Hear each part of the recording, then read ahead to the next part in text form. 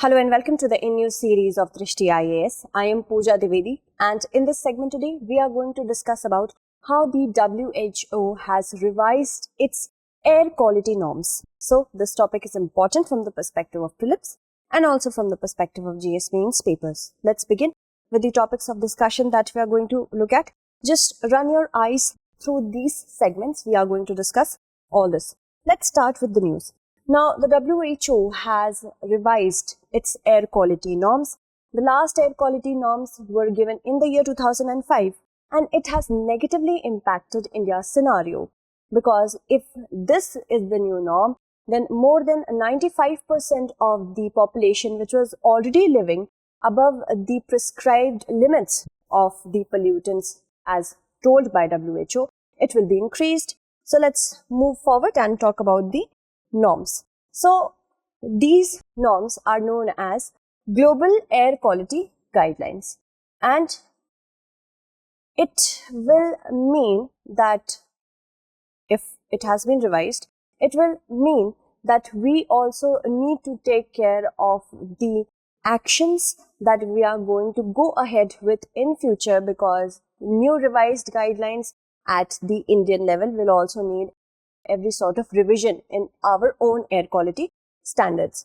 And countries will be both protecting health as well as mitigating global climate change. In the sense, if something has been brought down, suppose it was earlier, I'm just giving you an example, the air quality standards were 25 micrograms for 24 hours in the air is considered fine for air pollution levels, healthy. But now it's 15 micrograms. So whatever amount of people were living in the regions where this norm was breached.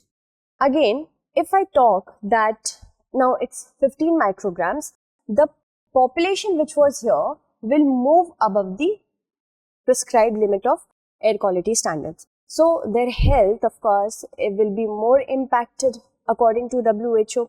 And according to all the studies that were a premise for this new norms. And global climate change will also be mitigated because more stringent actions would be needed.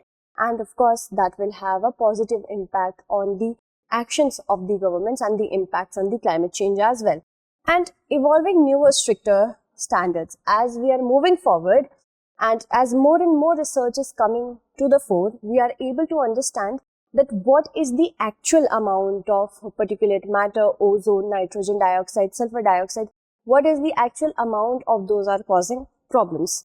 Moving on, now 6 classical pollutants have been included here. First is the particulate matter, PM 2.5 and 10, ozone, nitrogen dioxide, sulfur dioxide and carbon monoxide. So particulate matter are those suspended particles or droplets in the air which have a width of 2 and 1/2 microns or even less, and particulate matter 10 is accordingly 10 microns or less. So these particles, as they are so small, they are able to get their way into our respiratory tracts, and because of that, issues with respect to respiratory problems, cardiovascular diseases all start to develop. And ozone is actually a toxic pollutant when we talk about its presence at the ground level. In the stratosphere, it is beneficial as it protects us from UV rays. But when we talk about ozone at the ground level, it is a very important pollutant in smog. And because of the mixture of sunlight with automobile emissions, ozone occur.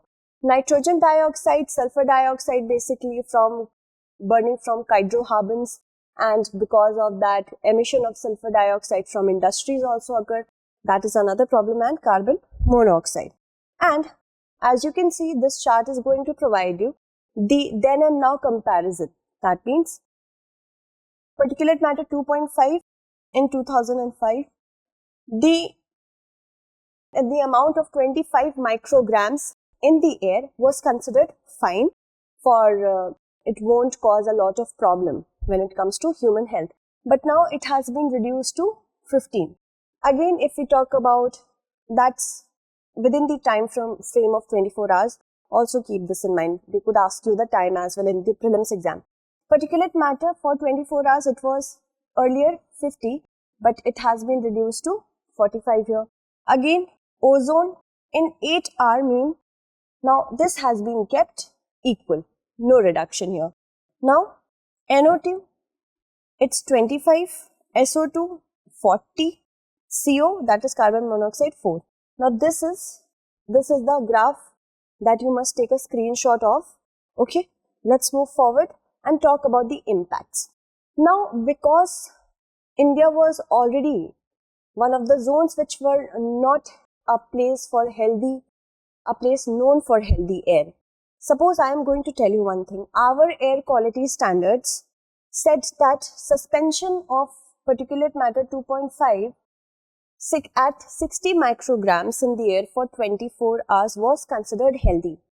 That means it was already above what the WHO prescribed, which was 25 micrograms. And now, further declining of the prescribed limits of particulate matter, it will negatively impact India scenario, because India would be now considered a polluted zone for most of the year. And as we are moving towards the season of stubble burning and still air and Diwali, of course, we will also look at lots of smog developing over the areas of Delhi NCR. So now it's not a good news for India.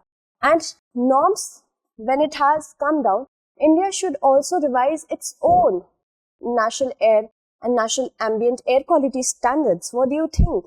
It should, because as the world is progressing towards the research and development is taking towards the betterment of the health ecosystem, especially after the COVID, why not take care of our own air pollution? Then, feasibility for implementing the new guidelines is questionable, as our ambient air quality standards have already not proved to be beneficial as per the WHO. Now, further declinement, of course, it is showing that India is not empowering its own technicalities in order to tackle such air pollution. Then, one thing that we need to know is WHO's guidelines are non-binding in nature. And India as a country should, of course, look at a decentralized level towards its own national clean air program and also improve its air quality index. As it was launched in the year 2014 air quality index, it needs to be upgraded. Okay, now let's move forward and talk about the challenges. One of the most polluted areas in the world is India. Why? Because in India, the numbers are not lying. When I talk about Delhi has the particulate matter concentration, which is 17 times higher than the WHO prescribed limits. Same is for Mumbai, it's 8 times higher, and this is for Kolkata. So as you can see, in the metropolitan cities, the concentration is so much high that, of course, most of the people who are living there this is a challenge for India. And according to WHO's own study, 7 million premature deaths occur yearly, that due to air pollution. And lack of awareness is there, because people are not very aware of the issues with respect to air pollution. It is very impossible, next to impossible, for us to make them understand why they should get off their old vehicles, why should they switch to other sorts of heating, why they should adopt renewable energy. So lack of awareness is also there. And ground level lack of execution, even if local authorities and local municipal bodies, Gram Panchayats, they might be given a task of having a good air quality index in their own cities, regions, but they are not working enough in order to raise awareness and screen those areas which are very important to be screened for controlling air pollution. Next thing that we are going to discuss here is initiatives. Now, national ambient air quality standards, which have been developed in order to understand what is the ambient air quality of a place. and it has certain pollutants in place. Can you name those pollutants for me in the comment segment? What pollutants are there according to NAAQS?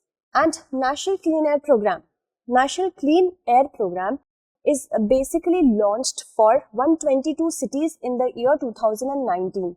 And these 122 cities are known as non-compliant cities, as they are not very healthy when we talk about air quality standards. Again, air quality index was launched in the year 2014, and this has divided the measurement of air pollution in different categories from good, satisfactory, moderately polluted, poor, very poor and severe.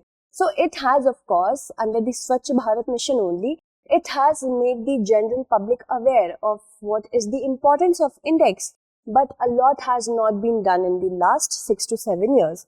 And Commission for Air Quality Management. This is a statutory body. It was established in the year by an ordinance in 2020.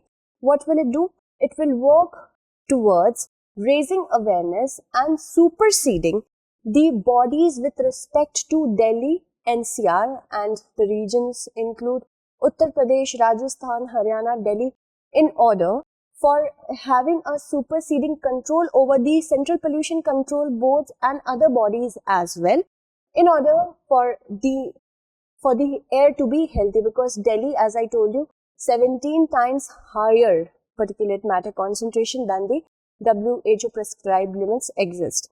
Again, smog towers. Now, a recent study has shown the first smog tower that was constructed in Delhi, it has cleaned 88% of the air pollution in that region, in Connaught Place. So, smog towers are also another very good initiative. More initiatives are there, such as SAFAR for metropolitan cities. So, many initiatives government has taken. Let's move forward and talk about the way forward. First way forward is, we need more stringent measures, not only on paper, but they should work on the ground level. India should now, in order to become a country which has green energy and clean energy, should give a boost to National Renewable Energy Mission as well as National Hydrogen Mission, because we do want to get economically developed, but we also need to understand the importance of economy for the human health, because if it's not for human health, what is economy all about? Again, revise National Ambient Air Quality Standard, and at least, if not bring them at par, bring them close enough to the ambient air quality standards of the WHO in order for India to do better in the international indexes as well. Okay, let's move forward and talk about the mains-based question. Discuss about the status of air quality in India and also analyze the impacts of the new revised norms on air quality by WHO on India. So, that's it for today. Tomorrow we shall meet again with another segment. Until then, stay updated and thank you so much for watching.